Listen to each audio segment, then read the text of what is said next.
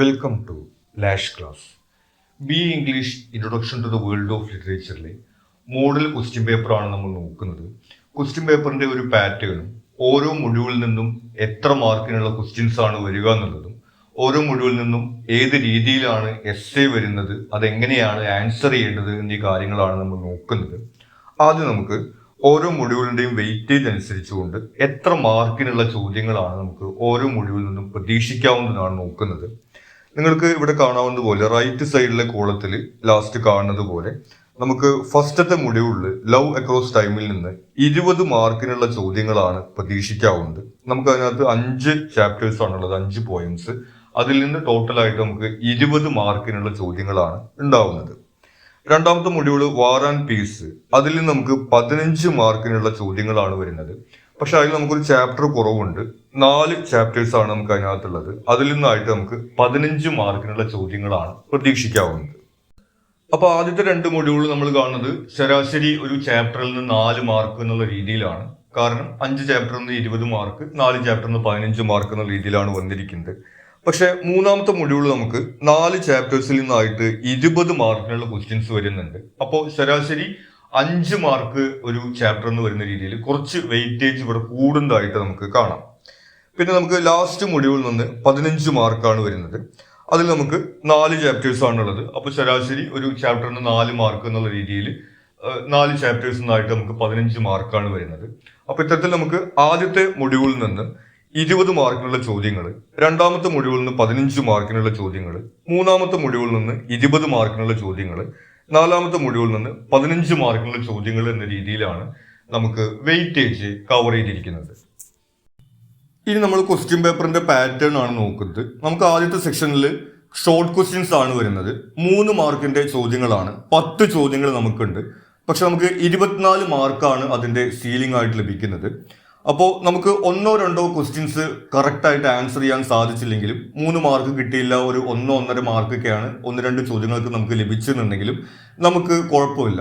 കാരണം നമുക്ക് എല്ലാ ചോദ്യങ്ങളും ആൻസർ ചെയ്യാൻ സാധിക്കും എന്നുള്ള രീതിക്ക് നമുക്ക് ആ സീലിംഗ് ആയിട്ടുള്ള 24 മാർക്കിലേക്ക് എത്തിക്കാൻ വേണ്ടിയിട്ട് സാധിക്കും. ഇനി ഈ ക്വസ്റ്റ്യൻ പേപ്പറിന്റെ ഒരു പാറ്റേൺ നമുക്ക് കാണാവുന്നത്, നമ്മൾ ടെക്സ്റ്റ് ബുക്കിൽ അനലൈസ് ചെയ്തു പോയ ചോദ്യങ്ങളുടെ അതേ രീതിയിലുള്ള ക്വസ്റ്റ്യൻസ് തന്നെയാണ് ഇവിടെ വന്നിരിക്കുന്നത്. Analyse flood as metaphor in this flood of desire.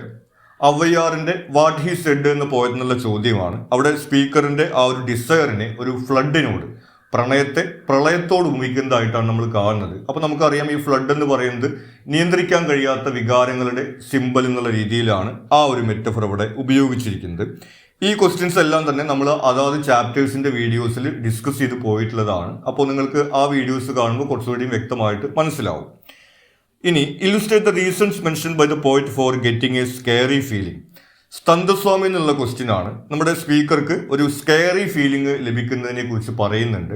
അത് അവരുടെ ബിലൗഡ് അല്ലെങ്കിൽ പ്രിയപ്പെട്ട ആള് തന്നെ നോക്കുന്ന സമയത്താണ് ആ ഒരു സ്കേറി ഫീലിംഗ് ലഭിക്കുന്നു പറയുന്നത്. കാരണം തന്റെ ഇൻസെക്യൂരിറ്റീസ് ഒക്കെ അവിടെ വെളിവാക്കപ്പെടും എന്നുള്ളൊരു ചിന്തയിൽ നിന്നാണ് ആ ഒരു സ്കേറി ഫീലിംഗ് ഉണ്ടാവുന്നത്. അടുത്തത് define hyperbole. Identify the hyperboles use to describe love in red red rose. Hyperbole എന്നുള്ള ലിറ്റററി ഡിവൈസസിനെ കുറിച്ചിട്ടാണ് ചോദിക്കുന്നത്. നമ്മൾ റെഡ് റോസ് എന്നുള്ള പോയത്തിലാണ് അത് വരുന്നത്. ഹൈപ്പർബോൾ എന്ന് പറയുന്നത് എക്സാജറേഷൻ ആണ്. നമ്മൾ കാര്യങ്ങൾ കൂട്ടി പറയുക അല്ലെങ്കിൽ വലുതാക്കി പറയുക എന്നുള്ളതാണ് ഹൈപ്പർബോളിനകത്ത് സംഭവിക്കുന്നത്. ഇനി റെഡ് റോസിനകത്ത് ഉപയോഗിച്ചിട്ടുള്ള ഹൈപ്പർബോൾസ് എന്ന് പറയുന്നത് കടൽ വറ്റുന്ന കാലം വരെയും ഞാൻ നിന്നെ പ്രണയിക്കും എന്നൊക്കെയാണ് പോയിട്ട് പറയുന്നത്. അപ്പൊ നമുക്കറിയാം കടൽ വറ്റുന്ന കാലം വരെയൊന്നും അയാൾ ജീവിച്ചിരിക്കാൻ പോകുന്നില്ല എന്നുള്ളത്. അപ്പൊ അത്തരത്തിൽ എക്സാജറേറ്റ് ചെയ്ത് പറയുന്നതിനെയാണ് നമ്മൾ ഹൈപ്പർബോൾ എന്ന് പറയുന്നത്. കടൽ വറ്റുന്ന കാലം വരെയും അതുപോലെ തന്നെ പാറകളൊക്കെ ഉരുകുന്ന കാലം വരെയും എന്നൊക്കെയാണ് ഈ റെഡ് റോസ് എന്നുള്ള പോയത്തിനകത്ത് ഉപയോഗിച്ചിരിക്കുന്ന ഹൈപ്പർബോൾസ്. ഇനി discuss the role of a good fighter in war. നമ്മുടെ ടാക്ടിക്കൽ ഡിസ്പോസിഷൻസ് എന്നുള്ള ക്വസ്റ്റ്യൻ ആണ്. ഗുഡ് ഫൈറ്റർ എന്ന് പറയുന്നത് ആദ്യം ഡിഫൻസ് ആണ് ശരിയായി കീപ്പ് ചെയ്യുക. ഒരു ഓപ്പർച്യൂണിറ്റി വരുന്ന സമയത്ത് എനിമിയുടെ മിസ്റ്റേക്കിൽ നിന്നാണ് വിജയിക്കുക എന്നുള്ളതാണ് ഒരു ഗുഡ് ഫൈറ്ററിനെ കുറിച്ചിട്ട്. അതായത് ഒരുപാട് ധീരകൃത്യങ്ങളൊന്നും ചെയ്യുന്നതിലല്ല, മറിച്ച് മിസ്റ്റേക്ക് വരുത്താതിരിക്കുന്നതിലാണ് ഗുഡ് ഫൈറ്ററുടെ കഴിവ് എന്നാണ് ഈ ടാക്ടിക്കൽ ഡിസ്പോസിഷൻസിനകത്ത് പറയുന്നത്. ഇനി Gandhi considers war as a threat to humanity. Elaborate. Gandhi യുദ്ധത്തെ മാനവികതയ്ക്കുള്ള ഒരു ഭീഷണിയായിട്ട് കാണുന്നു. രണ്ടാം ലോക മഹായുദ്ധത്തിന്റെ പശ്ചാത്തലത്തിൽ ഗാന്ധി എഴുതിയിട്ടുള്ള ടു എവരി ബ്രിട്ടൻ എന്ന ചാപ്റ്റർ എന്നുള്ള ക്വസ്റ്റ്യൻ ആണ്. അപ്പോൾ നമുക്കറിയാം യുദ്ധം മാനവികതയ്ക്കുള്ള ഒരു ഭീഷണിയാണ്, ശാപമാണ് എന്നുള്ളത് എളുപ്പത്തിൽ നമുക്ക് എഴുതാവുന്ന ഒരു കാര്യമാണ്. കാരണം യുദ്ധം ഉണ്ടാക്കുന്ന ഈ നാശനഷ്ടങ്ങൾ, അതുപോലെ തന്നെ ദുരിതങ്ങൾ തുടങ്ങിയ കാര്യങ്ങൾ, ഇതുകൂടാതെ തന്നെ ഗാന്ധി പറയുന്നത് ജനാധിപത്യ മൂല്യങ്ങൾ യുദ്ധത്തിന്റെ കാലത്ത് ഉണ്ടാവുന്നില്ല. അതുകൂടാതെ തന്നെ സാധാരണക്കാര് പട്ടാളക്കാർ എന്നുള്ള വ്യത്യാസമില്ലാതെ എല്ലാ ജനങ്ങളുമാണ് ദുരിതം അനുഭവിക്കുന്നത് തുടങ്ങിയ കാര്യങ്ങളാണ് ഗാന്ധി പറയുന്നത്. Reflect on the attitude of politicians towards the landfill dwellers. ഇനി ബർഗേഴ്സ് ഫുഡ് ലാൻഡ് ഫിൽ എന്ന പോയത്തിൽ നിന്നുള്ള ക്വസ്റ്റ്യൻ ആണ്. അതിനകത്ത് ആ ലാൻഡ് ഫില്ലിൽ താമസിക്കുന്ന ആളുകളുടെ അടുത്ത് പൊളിറ്റീഷ്യൻസിന്റെ ആറ്റിറ്റ്യൂഡാണ് ചോദിക്കുന്നത്. അവരോട് ഒരു ഇൻഡിഫറൻസ് ആണ്, നിസ്സംഗതയാണ്, അവരുടെ കാര്യങ്ങളൊന്നും നോക്കുന്നില്ല. ഇലക്ഷന്റെ ദിവസം മാത്രമാണ് അവരെ കാണാൻ വരുന്നത്, അവർക്ക് ഭക്ഷണമൊക്കെ വാങ്ങിക്കൊടുത്ത് അവരെ വോട്ട് ചെയ്യിപ്പിക്കുന്നത് എന്നുള്ളതാണ് ഈ ഒരു പോയത്തിനകത്ത് പറയുന്നത്. Why did Stan object the name Queenie? Queenie എന്നുള്ള ചാപ്റ്റർ എന്ന ക്വസ്റ്റ്യൻ ആണ്. ക്യൂനിയുടെ ഹസ്ബൻഡ് സ്റ്റാൻ അവളെ ക്യൂനി എന്ന് വിളിക്കുന്നത് ഇഷ്ടപ്പെട്ടിരുന്നില്ല. അതിന്റെ കാരണമാണ് ചോദിക്കുന്നത്. ക്യൂനി എന്നുള്ള പേര് ഒരു കുതിരയുടെ പേര് അയാൾ ഓർമ്മിപ്പിക്കുന്നുള്ളത് കൊണ്ടാണ് അത് വിളിക്കരുത് എന്ന് അയാൾ പറഞ്ഞിരുന്നത്. Summarise the ways in which Gorman looks at the force that would shatter our nation. അടുത്തത് ദ ഹിൽ വി ക്ലൈംബ് എന്ന ചാപ്റ്റർ എന്നുള്ള ക്വസ്റ്റ്യൻ ആണ്. അതിനകത്ത് ഈ ഡെമോക്രസിയെ തകർക്കുന്ന ഫോഴ്സുകളെ കുറിച്ചിട്ട് പറയുന്നുണ്ട്. അവിടെ സൂചിപ്പിക്കുന്നത് ഡിവിസീവ് ഐഡിയോളജീസ് ആണ്. അതായത് ആളുകളെ മതത്തിന്റെ പേരിൽ അതുപോലെ തന്നെ വംശത്തിന്റെ പേരിലൊക്കെ വിഭജിക്കുന്ന ആശയങ്ങളെയാണ് അവർ ജനാധിപത്യത്തെ തകർക്കുന്ന ഫോഴ്സ് എന്നുള്ള രീതിയിൽ ആ പോയത്തിൽ പറയുന്നത്. Examine the use of language in Twitter fiction. Twitter ഫിക്ഷനകത്തുള്ള ലാംഗ്വേജിനെ കുറിച്ചിട്ടാണ് ചോദിച്ചിരിക്കുന്നത്. നമുക്കറിയാം മൈക്രോ ഫിക്ഷൻ ആണ് അതിനകത്ത് വരുന്നത്. വളരെ ഷോർട്ട് വേർഡ്സ്, കുറഞ്ഞ വാക്കുകൾ മാത്രമാണ് അതിനകത്ത് ഉപയോഗിച്ചിട്ടുള്ളത്. അപ്പോൾ അത്തരത്തിൽ ബ്രെവിറ്റി അല്ലെങ്കിൽ സംക്ഷിപ്തത എന്നുള്ളൊരു കൺസെപ്റ്റാണ് വരുന്നത്. അതുകൂടാതെ തന്നെ അതിനകത്ത് ലിറ്റററി ഡിവൈസസ്, ഐറണി, അതുപോലെ ഡാർക്ക് ഹ്യൂമർ തുടങ്ങിയിട്ടുള്ള ലിറ്റററി ഡിവൈസസ് ഉപയോഗിച്ചുകൊണ്ടാണ് ഈ ഒരു തീംസ് ഒക്കെ ഈ ട്വിറ്റർ ഫിക്ഷനകത്ത് എക്സ്പ്രസ് ചെയ്തിട്ടുള്ളത്. പിന്നെ വരുന്നത് comment on the significance of the title in the pale moon light. Pale moon ലൈറ്റിന്റെ ടൈറ്റിലിന്റെ സിഗ്നിഫിക്കൻസ് ആണ് ചോദിക്കുന്നത്. നമുക്കറിയാം മങ്ങിയ നിലാവെളിച്ചം എന്നാണ് പെയിൽ മൂൺ ലൈറ്റിന്റെ അർത്ഥം. ഈ ഒരു പെയിൽ മൂൺ ലൈറ്റ് എന്നുള്ള സീരീസിലെ എപ്പിസോഡിനകത്തും ഇതുപോലുള്ള ഒരു നിഗൂഢമായ ഒരു രഹസ്യ സ്വഭാവമുള്ള പ്രവൃത്തി ചെയ്യുന്നതുമായി ബന്ധപ്പെട്ട കാര്യങ്ങളാണ് പറയുന്നത്. അതുമായി ബന്ധപ്പെട്ടിട്ടുള്ള ഈ ഒരു ധാർമ്മിക പ്രശ്നങ്ങളെ കുറിച്ചിട്ടൊക്കെയാണ് ആ ഒരു ചാപ്റ്ററിനകത്ത് പറയുന്നത്. അപ്പോൾ അതിനോട് ചേർന്ന് നിൽക്കുന്ന ഒരു ടൈറ്റിലാണ് നിഗൂഢ സ്വഭാവമുള്ള ഒരു രഹസ്യ സ്വഭാവമുള്ള കാര്യത്തെക്കുറിച്ച് പറയുന്നു, ധാർമ്മികതയെക്കുറിച്ച് പറയുന്നു എന്നുള്ളത് കൊണ്ടൊക്കെ ചേർന്ന് നിൽക്കുന്ന കാര്യമാണ് ഈ മങ്ങിയ നിലാവെളിച്ചത്തിൽ നിന്നർത്ഥം വരുന്ന in the pale moon light നമുക്ക് പറയാവുന്നതാണ്. ഞാൻ നേരത്തെ സൂചിപ്പിച്ചതുപോലെ ഈ ക്വസ്റ്റ്യൻസ് എല്ലാം തന്നെ അതാത് ചാപ്റ്റേഴ്സിന്റെ വീഡിയോസിൽ നമ്മൾ ഡീറ്റെയിൽ ആയിട്ട് എക്സ്പ്ലെയിൻ ചെയ്തിട്ടുണ്ട്. അപ്പോൾ ഈ ഒരു ഫസ്റ്റ് സെക്ഷനിൽ നമ്മൾ കാണുന്നത് നമുക്ക് ഈ ടെക്സ്റ്റ് ബുക്കിനകത്ത് പറഞ്ഞു പോയിട്ടുള്ള ആ ക്വസ്റ്റ്യൻസിൽ വരുന്ന അതേ രീതിയിലുള്ള പാറ്റേണിലുള്ള ക്വസ്റ്റ്യൻസ് ഒക്കെ തന്നെയാണ് നമുക്കിവിടെ ചോദിക്കുന്നത്. നമുക്ക് 10 ക്വസ്റ്റ്യൻസ് ഉണ്ട്. ഒരു ക്വസ്റ്റ്യന് 3 മാർക്ക് വെച്ചിട്ടാണുള്ളത്. അപ്പോൾ നമുക്ക് മൊത്തം 30 മാർക്ക് ഉണ്ടായിരിക്കും. അതിനകത്ത് 6 മാർക്ക് നമുക്ക് മിസ് ചെയ്യാനുള്ള ഓപ്ഷൻ ഉണ്ട്. അപ്പോൾ 1-2 ക്വസ്റ്റ്യൻസ് ഒക്കെ നമുക്ക് അറിയാത്തതുണ്ടെങ്കിലും അത്രയ്ക്ക് കുഴപ്പമില്ല. നമുക്ക് എല്ലാ ക്വസ്റ്റ്യനും അറ്റൻഡ് ചെയ്ത് കഴിഞ്ഞാൽ തന്നെ നമുക്ക് നല്ല രീതിയിലൊരു മാർക്ക് മേടിക്കാൻ പറ്റും. അടുത്ത സെക്ഷനിൽ നമുക്ക് വരുന്നത് പാരഗ്രാഫ് ക്വസ്റ്റ്യൻസ് ആണ്. നമുക്ക് 6 മാർക്കിന്റെ 8 ചോദ്യങ്ങളാണ് ഈ ഒരു സെക്ഷനിൽ വരുന്നത്. 36 മാർക്കാണ് നമുക്ക് സീലിംഗ് ആയിട്ട് വരുന്നത്. അപ്പോൾ നമുക്കറിയാം 8 ചോദ്യങ്ങൾക്ക് 6 മാർക്ക് വീതം 48 മാർക്ക് വരുന്നതാണ്. ഒരു 12 മാർക്ക് വരെ നമുക്ക് മിസ് ചെയ്യാൻ പറ്റും. കാരണം നമുക്ക് എല്ലാ ക്വസ്റ്റ്യൻസും അറ്റൻഡ് ചെയ്യാനുള്ള ഓപ്ഷൻ ഉണ്ട്. അപ്പോൾ 1-2 ക്വസ്റ്റ്യൻസ് നമുക്ക് അത്ര കൃത്യമായിട്ട് അറിയില്ല എന്നുണ്ടെങ്കിലും അത് അറ്റൻഡ് ചെയ്തിട്ട് അതിനൊരു 1-2 മാർക്ക് മേടിക്കുക എന്നുണ്ടെങ്കിൽ നമുക്ക് ഈ പറഞ്ഞൊരു 36 മാർക്ക് അല്ലെങ്കിൽ അതിൻ്റെ അടുത്തേക്ക് വരെയൊക്കെ ഈ ഒരു സെക്ഷൻ നമുക്ക് വാങ്ങിയെടുക്കാൻ വേണ്ടി സാധിക്കും. ഇതിലെ ക്വസ്റ്റ്യൻസും നമുക്ക് ഏറെക്കുറെ ടെക്സ്റ്റിൽ നമ്മൾ അനലൈസ് ചെയ്ത് പോയിട്ടുള്ള ക്വസ്റ്റ്യൻസിന്റെ ആ ഒരു രീതിയിൽ തന്നെയാണ് വരുന്നത്. ആദ്യത്തെ ചോദ്യം വരുന്നത് compare the images of love in O western wind and a red red rose. Western wind എന്ന പോയതിലും റെഡ് റെഡ് റോസ് എന്നുള്ള പോയതിലും ലവ് ഇമേജസ് എങ്ങനെ വരിക എന്നാണ് ചോദിക്കുന്നത്. നമുക്ക് രണ്ടിലും കോമൺ ആയിട്ട് നേച്ചർ ഇമേജസ് ആയിട്ട് വരുന്നതാണ് കാണുന്നത്. ഓ വെസ്റ്റേൺ വിൻഡിനകത്ത് നമുക്ക് ഒരു റെയിനും ഈ ഒരു മരവിച്ച് നിൽക്കുന്ന അവസ്ഥയിൽ ഒരു മഴ വരിക എന്നുള്ളൊരു ഇമേജറിയാണ് വെസ്റ്റേൺ വിൻഡിനകത്ത് നമ്മൾ കാണുന്നത്. ഇനി റെഡ് റെഡ് റോസിനകത്ത് ആ ടൈറ്റിൽ സൂചിപ്പിക്കുന്നത് പോലെ ആ ഒരു റെഡ് റോസിനോടാണ് ലവിനെ പ്രധാനമായിട്ടും കമ്പയർ ചെയ്യുന്നത്. അപ്പോൾ രണ്ടിലും നമുക്ക് കോമൺ ആയിട്ട് നേച്ചർ ഇമേജറി വരുന്നതായിട്ട് കാണുന്നത്. പിന്നെ നമുക്ക് ഡീറ്റെയിൽ ആയിട്ട് ഈ ചാപ്റ്റേഴ്സിന്റെ വീഡിയോസിൽ നമ്മൾ അതിനെക്കുറിച്ച് പറയുന്നുണ്ട്. അപ്പോൾ ആ സമ്മറിയിൽ പറയുന്ന പോയിന്റ്സ് ഒക്കെ വെച്ചുകൊണ്ട് നമുക്കിത് എഴുതാവുന്നതാണ്. ഇനി consider Skandaswami as a critical of the real and imaginary in love. സ്കന്ദസ്വാമിക്കകത്ത് ലവിന്റെ റിയൽ ആൻഡ് ഇമാജിനറി ആസ്പെക്ട്സിനെ കുറിച്ചിട്ടാണ് ചോദിക്കുന്നത്. അപ്പോൾ ഒരു റിയലിസ്റ്റിക് ആയിട്ടുള്ള വ്യൂവിലാണ് സ്കന്ദസ്വാമിയിൽ ലവിനെ കുറിച്ച് കാണുന്നത്. നമ്മൾ മുൻപ് കണ്ടിട്ടുള്ള പോയംസിലെ പോലെ ലവിനെ ഐഡിയലൈസ് ചെയ്തിട്ട് അല്ല അവിടെ പറയുന്നത്. ലവിന്റെ കൂടെ തന്നെ ഉണ്ടാവുന്ന ഇൻസെക്യൂരിറ്റീസ്, അതുപോലെ തന്നെ ഈ ഒരു ടെൻഷൻസ് തുടങ്ങിയിട്ടുള്ള കാര്യങ്ങളൊക്കെ സ്കന്ദസ്വാമിയിൽ അവതരിപ്പിക്കുന്നുണ്ട്. അപ്പൊ അത്തരത്തിൽ അതൊരു റിയലിസ്റ്റിക് വ്യൂ ആണെന്ന് നമുക്ക് പറയാൻ വേണ്ടി സാധിക്കും. അതുകൂടാതെ തന്നെ ഇമാജിനറി, അവരൊരു കുന്നിന് മുകളിൽ വീട് വെച്ചിട്ട് അവിടെ പച്ചക്കറി തോട്ടം ഉണ്ടാക്കുന്ന കാര്യത്തെക്കുറിച്ചുള്ള സ്വപ്നമൊക്കെ കാണുന്നുണ്ട്. അപ്പോൾ സ്വാഭാവികമായിട്ടും നമുക്കറിയാം ഇമാജിനേഷൻ എന്ന് പറയുന്നത് ലവിനകത്ത് ഒരു പ്രധാന ഘടകമാണ്. അപ്പോൾ അത്തരം കാര്യങ്ങളെ കുറിച്ചിട്ടും ആ പോയത്തിനകത്ത് നമ്മൾ കാണുന്നുണ്ട്. അത്തരത്തിൽ ഈ ലവിന്റെ റിയലിസ്റ്റിക് ആയിട്ടുള്ളതും ഇമാജിനറി ആയിട്ടുള്ള ആസ്പെക്ട്സ് ഈ പോയത്തിനകത്ത് കവർ ചെയ്യുന്നുണ്ട് എന്ന് നമുക്ക് കാണാവുന്നതാണ്. ഇനി describe the real life experiences of children during war based on Totto's life. സൈനോര എന്ന ചാപ്റ്റർ എന്നാണുള്ള ചോദ്യമാണ്. ടോട്ടോ ചാന്റെ ആ ഒരു അനുഭവം മുൻനിർത്തിക്കൊണ്ട് യുദ്ധത്തിന്റെ സമയത്ത് കുട്ടികൾക്ക് ഉണ്ടാവുന്ന അനുഭവത്തെക്കുറിച്ചാണ് ചോദിക്കുന്നത്. അപ്പോൾ നമുക്കറിയാം, ഒരു സുരക്ഷിത ബുദ്ധബോധം ഇല്ലാതിരിക്കുക, വീട് വിട്ട് പോവേണ്ടി വരിക, അഭയാർത്ഥികളാവുക, സ്കൂളിലേക്ക് പോവാൻ കഴിയാതെ വരിക, കുട്ടിക്കാലത്ത് സ്വാഭാവികമായിട്ടുണ്ടാവേണ്ട ആ ഒരു വളർച്ചയും അതുപോലെ തന്നെ സന്തോഷവും ഒക്കെ ലഭിക്കാതിരിക്കുക തുടങ്ങിയിട്ടുള്ള കാര്യങ്ങളാണ് യുദ്ധവുമായി ബന്ധപ്പെട്ടുകൊണ്ട് കുട്ടികൾക്ക് ഉണ്ടാവുന്ന വിഷയങ്ങൾ. അപ്പോൾ അത് ആ രീതിയിൽ നമുക്ക് ആൻസർ ചെയ്യാവുന്നതാണ്.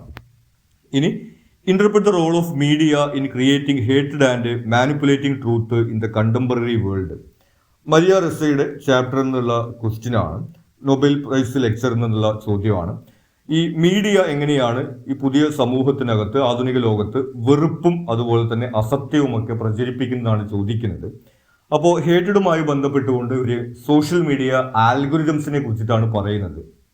അതായത് നമുക്കറിയാം, നമ്മൾ സോഷ്യൽ മീഡിയയിൽ ഒരു റീലോ മറ്റോ കണ്ടു കഴിഞ്ഞിട്ടുണ്ടെങ്കിൽ, നമ്മൾ ലൈക്ക് ചെയ്ത് കഴിഞ്ഞിട്ടുണ്ടെങ്കിൽ പിന്നെ അതുപോലത്തെ പോസ്റ്റുകൾ മാത്രം നമ്മുടെ ഈ ഫീഡിലേക്ക് വന്നുകൊണ്ടിരിക്കുന്ന ഒരു കാര്യത്തെക്കുറിച്ച് നമുക്കറിയാം. അതിനെയാണ് ആൽഗോരിതം എന്ന് പറയുന്നത്. അപ്പോൾ ഇവിടെ ആളുകൾക്ക് താല്പര്യമുള്ള അല്ലെങ്കിൽ ആളുകൾ വിശ്വസിക്കുന്ന, അവർക്ക് ഇഷ്ടമുള്ള കാര്യങ്ങൾ മാത്രം കാണിച്ചുകൊണ്ടിരിക്കുന്നു. അപ്പോൾ ഈ പൊളിറ്റിക്കൽ പോസ്റ്റൊക്കെ എന്ന് വിചാരിക്കുക, രാഷ്ട്രീയ പോസ്റ്റുകളൊക്കെ ആണെങ്കിൽ അവർക്ക് താല്പര്യമുള്ള കാര്യങ്ങൾ മാത്രമാണ് ആൽഗോരിതം അവരെ കാണിക്കുന്നത്. വ്യത്യസ്ത അഭിപ്രായങ്ങൾ അവർ കേൾക്കുന്നില്ല. അപ്പോൾ ഒരു ഇടുങ്ങിയ മനസ്സ് ആളുകൾക്ക് ഉണ്ടാവും അതുപോലും എന്നാണ് ഈ ഒരു ചാപ്റ്ററിനകത്ത് അവർ പറയുന്നത്.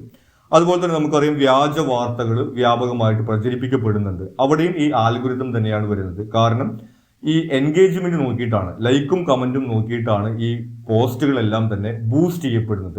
അതിൽ പറയുന്ന കാര്യങ്ങൾ സത്യമാണോ എന്നുള്ളത് സോഷ്യൽ മീഡിയക്കകത്ത് നോക്കുന്നില്ല.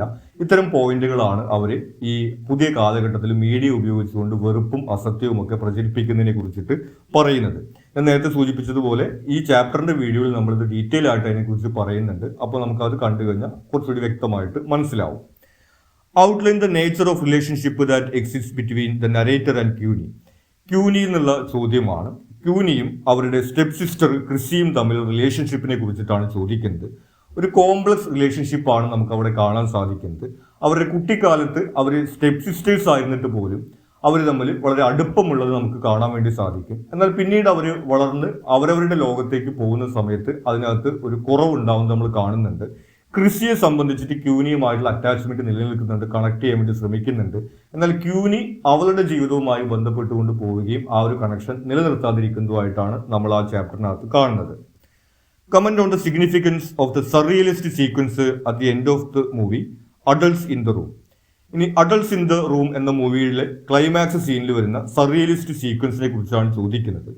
ആ സീനിൽ നമ്മൾ കാണുന്നത് അലക്സിസ് സിപ്രാസ് ഈ യൂറോ ഗ്രൂപ്പിന്റെ മീറ്റിങ്ങിന് പോകുന്ന സമയത്ത് അവിടെ യൂറോപ്യൻ യൂണിയന്റെ ലീഡേഴ്സ് എല്ലാം തന്നെ കൊറിയോഗ്രാഫ്ഡ് മൂവ്മെന്റ്സ്, ഡാൻസ് ചെയ്യുന്നത് പോലെ കൊറിയോഗ്രാഫ്ഡ് മൂവ്മെന്റ്സ് നടത്തിക്കൊണ്ട് ഇയാളെ ചുറ്റും വളയുന്നതായിട്ടാണ് അവിടെ നമ്മൾ കാണുന്നത്.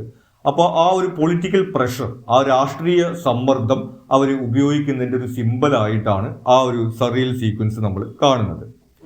How does toilet act as a cultural artifact that visualises post 9/11 America. ഇനി ടോയ്ലറ്റ് സാഗ എങ്ങനെയാണ് പോസ്റ്റ് 9/11, അതായത് അമേരിക്കയിലെ ഭീകരാക്രമണത്തിന് ശേഷമുള്ള ആ ഒരു സിറ്റുവേഷൻ അവിടെ അവതരിപ്പിക്കുന്നതെന്നാണ് ചോദിക്കുന്നത്. നമുക്ക് പോപ്പുലർ വാമ്പേഴ്സ് എന്നുള്ള ചാപ്റ്റർ എന്നുള്ള ക്വസ്റ്റ്യൻ ആണ്. അപ്പോൾ നമുക്ക് അവർ കാണാൻ വേണ്ടി കഴിയുന്നത് 9/11 ശേഷം അമേരിക്കയിലെ ഭീകരാക്രമണത്തിന് ശേഷം അവിടെ ഒരു സോഷ്യൽ ആങ്സൈറ്റിയും ഇൻസെക്യൂരിറ്റിയും ഉണ്ട്. അത്തരത്തിലുള്ള തീമുകൾ തന്നെയാണ് ഈ ട്വൈലൈറ്റ് സാഗയിൽ നമ്മൾ കാണുന്നത്. അതുകൂടാതെ തന്നെ ഈ ട്രഡീഷണൽ വാല്യൂസിലേക്ക് ഇപ്പോൾ ഈ പുതിയ ലോകത്ത് ആകെ പ്രശ്നങ്ങളാണ്, നമുക്ക് ആ പഴയ ഒരു കാലത്തിലേക്ക് തിരിച്ചു പോകണം എന്നുള്ള ഒരു കാര്യം കൂടി ട്വൈലൈറ്റ് സാഗയിൽ അവതരിപ്പിക്കുന്നുണ്ട്. അപ്പോൾ അത്തരത്തിലാണ് ഈ പോസ്റ്റ് 9/11 അമേരിക്കയുടെ ഒരു സെന്റിമെന്റ് ഈ ട്വൈലൈറ്റ് സാഗയിൽ അവതരിപ്പിക്കുന്നതായിട്ട് നമ്മൾ കാണുന്നത്. ഞാൻ നേരത്തെ സൂചിപ്പിച്ച പോലെ തന്നെ ഈ ചാപ്റ്ററിന്റെ വീഡിയോയിൽ നമ്മൾ ഡീറ്റെയിൽ ആയിട്ട് പറയുന്നുണ്ട്. അപ്പോൾ അത് രണ്ടാമത് ഇവിടെ ആവർത്തിക്കേണ്ട എന്നുള്ള കാര്യം കൊണ്ടാണ് ഞാൻ റിപ്പീറ്റ് ചെയ്യാത്തത്. ആ വീഡിയോ കണ്ടു കഴിഞ്ഞാൽ നിങ്ങൾക്കത് കുറച്ചുകൂടി ഡീറ്റെയിൽ ആയിട്ട് മനസ്സിലാവും. Analyse intro as a dive into the broken self. ഇനി ഇൻട്രോ എന്നുള്ള പോയത്തിനെ കുറിച്ചിട്ടാണ് ചോദിച്ചിരിക്കുന്നത്. RH സിന്നിന്റെ ഇൻസ്റ്റഗ്രാം പോയമാണ്. അതിനകത്തൊരു ബ്രേക്കപ്പിന് ശേഷം ഉണ്ടാകുന്ന ഒരു മാനസിക പ്രയാസവും അതിനുശേഷം ഒരു റിയലൈസേഷൻ ഉണ്ടായിക്കൊണ്ട് തിരിച്ചു വരുന്നതുമാണ് ആ പോയത്തിൽ നമ്മൾ കാണുന്നത്. അപ്പോൾ ആ പോയത്തിന്റെ ഒരു സമ്മറി തന്നെ നമുക്ക് ഇതിന്റെ ആൻസർ ആയിട്ട് എഴുതിയാൽ മതിയാവും. ഒരു ബ്രോക്കൺ സെൽഫിന്റെ ഡൈവിംഗ് ആയിട്ട് നമുക്ക് ആ പോയം കാണാവുന്നതാണ്. ഇനി ലാസ്റ്റ് സെക്ഷനിൽ നമുക്ക് എസ്സേ ക്വസ്റ്റ്യൻസ് ആണ് വരുന്നത്. നമുക്ക് 10 മാർക്കിന്റെ ഒരു എസ്സേ ആണ്. 2 ഓപ്ഷൻ ഉണ്ട്, അതിൽ നിന്ന് ഒരെണ്ണം നമുക്ക് ആൻസർ ചെയ്താൽ മതിയാവും. ഇനി ഈ ക്വസ്റ്റ്യൻസിൽ നമ്മൾ കാണുന്നത് ആദ്യത്തെ ചോദ്യത്തിൽ digital platforms provide a wide range of opportunities to writers as well as readers discuss. രണ്ടാമത്തെ ചോദ്യത്തിൽ പറയുന്നത് critically analyse the role of literature in exposing the true picture of war. അപ്പൊ ഈ ചോദ്യങ്ങൾ നമ്മൾ കാണുന്നത് ഏതെങ്കിലും ഒരു ചാപ്റ്ററിനെ കുറിച്ചിട്ടുള്ള ഒരു എസ്സേ ചോദിക്കുന്നതിന് പകരം ഒരു മൊഡ്യൂള് മുഴുവനായിട്ട് ഒരു തീമായി എടുത്തുകൊണ്ടുള്ള എസ്സേ ആണ് ഇവിടെ ചോദിക്കുന്നത്. നമുക്കറിയാം, നമുക്ക് ഫസ്റ്റത്തെ മൊഡ്യൂളിനകത്ത് ലവ് അക്രോസ് ടൈം എന്നുള്ള ഒരു തീമാണ്. അതുപോലെ സെക്കൻഡ് മൊഡ്യൂളിനകത്ത് വാർ ആൻഡ് പീസ്, പിന്നെ the world we live in, last മൊഡ്യൂളിൽ ഗോയിങ് ഡിജിറ്റൽ. ഈ 4 മൊഡ്യൂളുകളിൽ നിന്ന് ഒരു മൊഡ്യൂളിനെ മുഴുവൻ ഫോക്കസ് ചെയ്യുന്ന തരത്തിലാണ് ഈ ഒരു എസ്സേ ക്വസ്റ്റ്യൻസ് വന്നിരിക്കുന്നത്. അപ്പൊ ഇത്തരത്തിലുള്ള ക്വസ്റ്റ്യൻസ് എങ്ങനെയാണ് ആൻസർ ചെയ്യാൻ പോകുന്നതെന്നാണ് നമ്മൾ നോക്കുന്നത്. ഫസ്റ്റ് മൊഡ്യൂളിൽ നമുക്ക് വരുന്നത് ലവ് അക്രോസ് ടൈം എന്നൊരു തീമാണ്. അതിനകത്ത് നമുക്ക് 5 പോയംസ് ആണ്, എല്ലാം റൊമാൻറ്റിക് പോയംസ് തന്നെയാണ് വരുന്നത്. അത് ഓരോ കാലഘട്ടങ്ങളിൽ നിന്നുള്ള പോയംസ് ആണ് നമ്മളതിൽ കാണുന്നത്. അപ്പോൾ ഓരോ കാലത്തിൽ നിന്നും ഈ ഒരു റൊമാൻറ്റിക് പോയിട്രിക്ക് ഉണ്ടായിട്ടുള്ള മാറ്റമാണ് നമ്മൾ ഈ ഒരു മൊഡ്യൂളിൽ കാണുന്നത്. അപ്പോൾ അതുമായി ബന്ധപ്പെട്ടുള്ള പോയിന്റ്സ് ആണ് നമുക്ക് ഇതിലെ എസ്സേക്ക് ആവശ്യമായിട്ട് വരുന്നത്.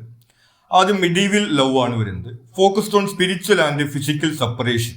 നമ്മൾ വാട്ട് ഹി സെഡ്, അതുപോലെ ഓ വെസ്റ്റേൺ വിൻഡ് എന്നുള്ള ആ മിഡീവൽ ടൈമിലുള്ള പോയിട്രിയിൽ നമ്മൾ കാണുന്നത് സെപ്പറേഷൻ, വേർപാട് അല്ലെങ്കിൽ വേർപെട്ടിരിക്കുന്ന ഒരു ആബ്സെൻസിനെ കുറിച്ചിട്ടുള്ള കാര്യങ്ങളാണ് ആ ഒരു റൊമാൻറ്റിക് പോയിന്റ്സിൽ നമ്മൾ കാണുന്നത്. എംഫസൈസ്ഡ് ലോങ്ങിങ് for reunion, highlighted external societal and physical constraints. അപ്പോൾ ഈ ഒരു റീയൂണിയന് വേണ്ടിയിട്ടുള്ള അവരുടെ ഒരു ആഗ്രഹം, അതുപോലെ തന്നെ ഈ external societal and physical constraints, നമുക്ക് ഈ വാട്ട് ഹി സെഡിൽ നമ്മൾ കാണുന്നത് പോലെ റെസ്പോൺസിബിലിറ്റീസ് ഓഫ് ദ വേൾഡ് ഉള്ളത് കാരണം കൊണ്ട് ഒരുമിച്ചിരിക്കാൻ പറ്റുന്നില്ല തുടങ്ങിയിട്ടുള്ള കാര്യങ്ങളാണ് പറയുന്നത്. അപ്പോൾ മിഡീവിയൽ റൊമാൻറ്റിക് പോയംസിൽ നമ്മൾ പൊതുവിൽ കാണുന്നത് ഒന്ന് സെപ്പറേഷൻ എന്നുള്ളതാണ് അവിടെ എംഫസൈസ് ചെയ്യുന്നത്. അതുപോലെ തന്നെ ഒരു ലോങ്ങിങ് ഫോർ റീയൂണിയൻ, വീണ്ടും കണ്ടുമുട്ടാനുള്ള ഒരു ആഗ്രഹം തുടങ്ങിയിട്ടുള്ള കാര്യങ്ങളാണ് അതിൽ പ്രകടിപ്പിക്കപ്പെടുന്നത്. അപ്പോൾ നമ്മൾ വാട്ട് ഹി സെഡ്, അതുപോലെ ഓ വെസ്റ്റേൺ വിൻഡ് എന്നുള്ള പോയംസിലെ സമ്മറിയും മറ്റും എടുത്തുകൊണ്ട് ഈ പോയിന്റ്സ് ആണ് അതിനകത്ത് എഴുതി ചേർക്കേണ്ടത്. അടുത്തത് നമുക്ക് റൊമാൻറ്റിക് ലവ് എന്നുള്ള ഒരു കാലഘട്ടമാണ് വരുന്നത്.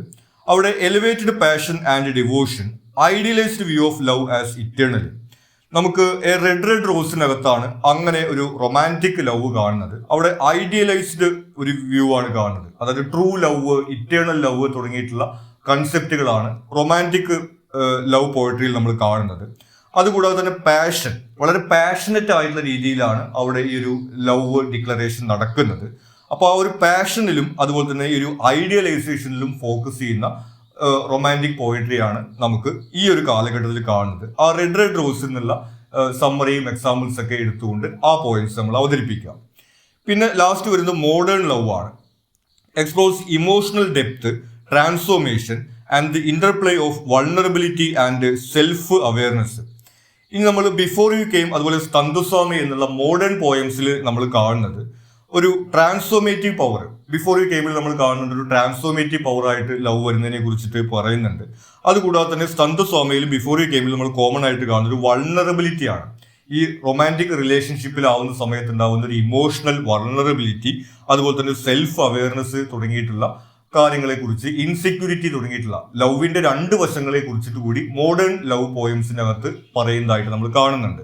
അത്തരത്തിലൊരു റിയലിസ്റ്റിക് പോർട്രേൽ ഓഫ് ലവ് ആണ് നമ്മൾ മോഡേൺ ലവ് പോയംസിൽ കാണുന്നത്. അതിന്റെ രണ്ട് വശങ്ങളെ കുറിച്ചിട്ടും, അതിന്റെ നല്ല വശവും അതുപോലെ തന്നെ അത് മാനസിക പ്രശ്നം ഉണ്ടാക്കുന്ന വശങ്ങളെ കുറിച്ചിട്ട് കൂടി മോഡേൺ ലവ് പോയംസിൽ നമ്മൾ കാണുന്നുണ്ട്. അപ്പോൾ ഈ പറഞ്ഞ പോയിന്റുകളാണ് നമുക്ക് ഈ ലവ് അക്രോസ് ടൈം എന്നുള്ള ഒരു മൊഡ്യൂളിലെ ഇമ്പോർട്ടന്റ് പോയിന്റ്സ് ആയിട്ട് വരുന്നത്.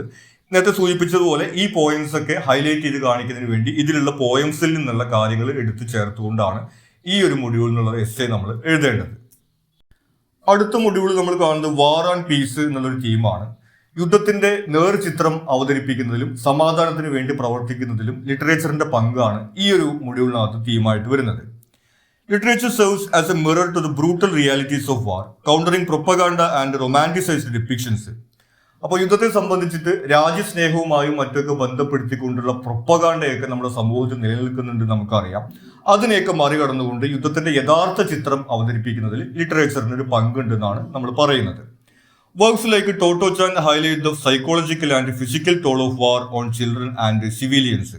ഇതുകൂടാതെ ഈ മൊഡ്യൂളിൽ വരുന്ന ചാപ്റ്ററിന്റെ എക്സാമ്പിൾസ് തന്നെ നമുക്ക് എടുത്ത് പറയാൻ വേണ്ടി സാധിക്കും. സൈനോര എന്നുള്ള ചാപ്റ്ററിൽ ടോട്ടോ ചാന്റെ കഥയിലൂടെ കുട്ടികളിലും അതുപോലെ മുതിർന്നവർക്കും ഒക്കെ തന്നെയും യുദ്ധം കൊണ്ടുണ്ടാവുന്ന പ്രയാസങ്ങളെ കുറിച്ചിട്ട് അവതരിപ്പിക്കുന്നുണ്ട്. അപ്പോൾ അത്തരം കാര്യങ്ങളൊക്കെ ഈ മൊഡ്യൂളിൽ വരുന്ന എസ്സേയിൽ നമുക്ക് എഴുതാവുന്നതാണ്. Literature captures the voices of those silenced in official histories, such as women, children and refugees, offering a more nuanced view. ഇതുകൂടാതെ ഈ ചരിത്രത്തിൽ നിന്ന് ഒഴിവാക്കപ്പെട്ടു പോയിട്ടുള്ള പാർശ്വവൽകൃതരായിട്ടുള്ള ആളുകളുടെ ഒരു ശബ്ദമൊക്കെ ലിറ്ററേച്ചറിനകത്ത് നമുക്ക് കേൾക്കാൻ സാധിക്കും. സ്ത്രീകൾ, കുട്ടികൾ, അതുപോലെ അഭയാർത്ഥികൾ തുടങ്ങിയിട്ടുള്ള ആ യുദ്ധത്തിന്റെ കാലഘട്ടത്തിൽ പ്രത്യേകിച്ചും പ്രയാസങ്ങൾ നേരിടുന്ന ആളുകളുടെ ജീവിത ചിത്രമെല്ലാം ലിറ്ററേച്ചറിനകത്ത് അവതരിപ്പിക്കാൻ വേണ്ടി സാധിക്കുന്നുണ്ട്. Literature fosters empathy by humanizing victims of war, bridging divides between conflicting groups. ഇനി ലിറ്ററേച്ചറിനകത്ത് നമ്മൾ കാണുന്ന മറ്റൊരു കാര്യം ആളുകളിൽ ഒരു സഹാനുഭൂതി വളർത്തുന്നതിന് ഈ ലിറ്ററേച്ചർ സഹായിക്കുന്നുള്ളതാണ്. സാധാരണ യുദ്ധത്തിന്റെ സമയത്ത് ശത്രു രാജ്യത്തെ ആളുകളെ ശത്രുക്കളെ പോലെയാണ് ആളുകൾ കാണുന്നത്. അപ്പൊ അവരുടെ ഒരു വേദനകളെ കുറിച്ചൊന്നും ആരും ചിന്തിക്കുന്നില്ല. പക്ഷെ ലിറ്ററേച്ചറിനകത്ത് അവരും നമ്മളെ പോലെ മനുഷ്യർ തന്നെയാണ്, എല്ലാവരും മനുഷ്യരാണ് ഇവിടെ പ്രശ്നം അനുഭവിക്കുന്നത് എന്നുള്ളൊരു യാഥാർത്ഥ്യം അവതരിപ്പിക്കാൻ വേണ്ടിയൊക്കെ സാധിക്കും. അത്തരത്തിൽ സമാധാനത്തിന് വേണ്ടി പ്രവർത്തിക്കാൻ വേണ്ടി ലിറ്ററേച്ചറിന് കഴിയും. Anti-war narratives can ignite peace movements by exposing the futility and destructiveness of war.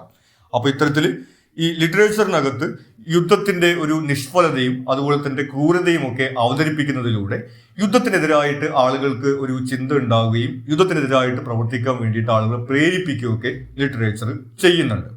അപ്പോൾ ഇത്തരത്തിലുള്ള പോയിന്റുകളാണ് നമുക്ക് ഈ സെക്കൻഡ് മൊഡ്യൂളുമായി ബന്ധപ്പെട്ടിട്ടുള്ള എസ്സേക്കകത്ത് എഴുതേണ്ടത്. അതുകൂടാതെ തന്നെ ആ മൊഡ്യൂളിൽ വരുന്ന ചാപ്റ്റേഴ്സിലെ സമ്മറിയും അതിലെ പോയിന്റ്സും കൂട്ടിച്ചേർത്തുകൊണ്ട് നമുക്ക് ഈ സെക്കൻഡ് മൊഡ്യൂളിലെ എസ്സേസ് ആൻസർ ചെയ്യാവുന്നതാണ്. ഇനി തേർഡ് മൊഡ്യൂൾ നമ്മൾ കാണുന്നത് the world we live in എന്നൊരു തീമാണ്. സാമൂഹ്യ പ്രശ്നങ്ങളെ ലിറ്ററേച്ചർ എങ്ങനെ അഡ്രസ് ചെയ്യുന്നുള്ളതാണ് ഈ ഒരു മൊഡ്യൂൾ നമ്മൾ കാണുന്നത്. Literature reflects and critics societal norms, exposing injustices, inequalities and hypocrisies. അപ്പോൾ ഈ സാമൂഹിക അനീതി അതുപോലെ തന്നെ മറ്റ് സാമൂഹിക അസമത്വങ്ങൾ തുടങ്ങിയിട്ടുള്ള വിഷയങ്ങളാണ് ലിറ്ററേച്ചർ എക്സ്പോസ് ചെയ്യുന്നതായിട്ട് ഈ ഒരു മൊഡ്യൂളിൽ നമ്മൾ കാണുന്നത്. നമുക്ക് ഈ മൊഡ്യൂളിൽ വരുന്ന ബർഗേഴ്സ് ഫോർട്ട് ലാൻഡ്ഫിൽ, അതുപോലെ Queenie, hill we climb, adults in the room തുടങ്ങിയിട്ടുള്ള ചാപ്റ്റേഴ്സിലെല്ലാം തന്നെ വിവിധ സാമൂഹ്യ രാഷ്ട്രീയ വിഷയങ്ങളെ കുറിച്ചിട്ടുള്ള കാര്യങ്ങളാണ് അഡ്രസ് ചെയ്തിട്ടുള്ളത്. അപ്പോൾ അത്തരത്തിലുള്ള കാര്യങ്ങൾ റിഫ്ലക്ട് ചെയ്യാൻ വേണ്ടി ലിറ്ററേച്ചറിന് സാധിക്കും. By holding a mirror to society, literature sparks awareness and action.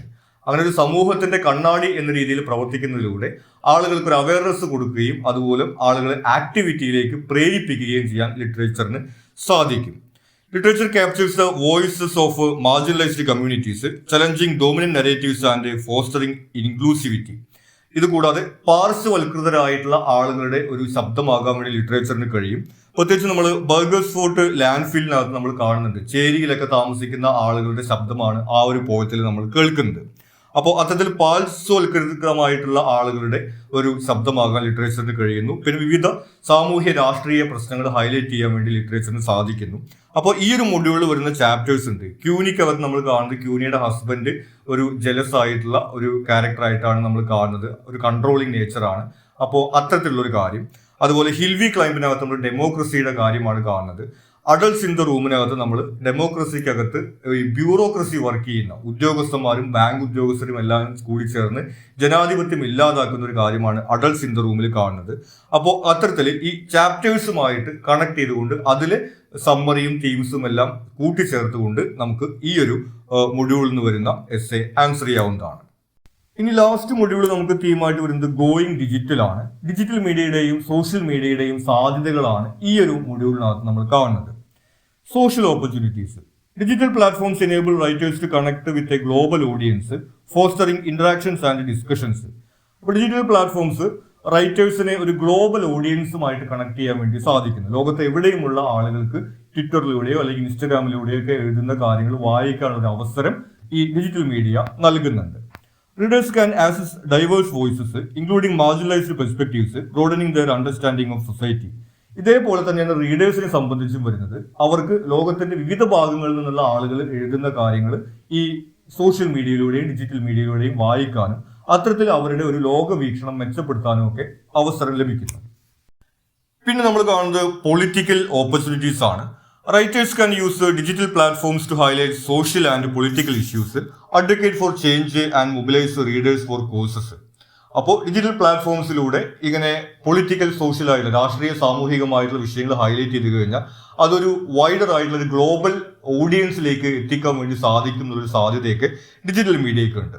Readers can gain access to alternative viewpoints and uncensored content, encouraging critical thinking and informed decision making.